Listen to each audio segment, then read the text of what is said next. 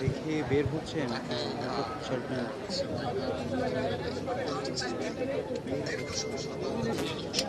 খালেদা জিয়া ছিলেন অনড় সেই নতুন ডেকে আনে এরশাদের সবসময় করে পাল্টে দিয়ে খালেদা জিয়ার নেতৃত্বে বিএনপি চেয়ারম্যান ম্যানিফেস্টো ফর্মুলা বাস্তবায়নে রাষ্ট্র নানা চাপের কাছে উন্নতি স্বীকার করেন।